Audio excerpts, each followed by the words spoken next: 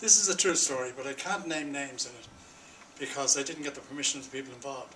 But there was a man who lived in the Midlands of Ireland one time. He had a cousin, a nephew rather, who was in the British diplomatic service during the war years.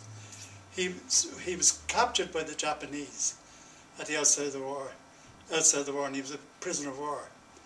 And after the war was over, he came home, and there was hardly any of them there. He told us stories about having eaten rats to survive in the prison camp. But anyway, some years after the war was over, he decided he'd go back to Tokyo, and he went back there, and he was an atheist. He had no belief in any religion of any kind, but he happened to be outside a Catholic church, and one of these tropical storms broke, and it started to pour down rain, and he ran into the church for shelter, nothing else, just for shelter.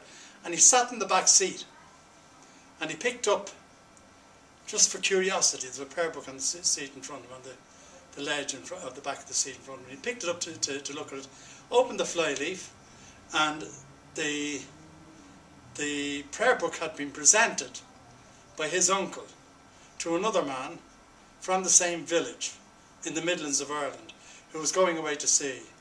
And this man, apparently, it transpired afterwards, he had gone to Mass when he was in port in Tokyo, and he'd left his prayer book on the seat after Mass. And what are the odds in a city of maybe 15 or 20 million people for somebody who himself lived in Canada, went into a church and picked up a prayer book that had been presented by his uncle to a neighbour who was going away to sea? I think that's the most amazing coincidence that I ever heard of. Makes the hair stand on the back of your neck. I don't have any on my head for that to happen.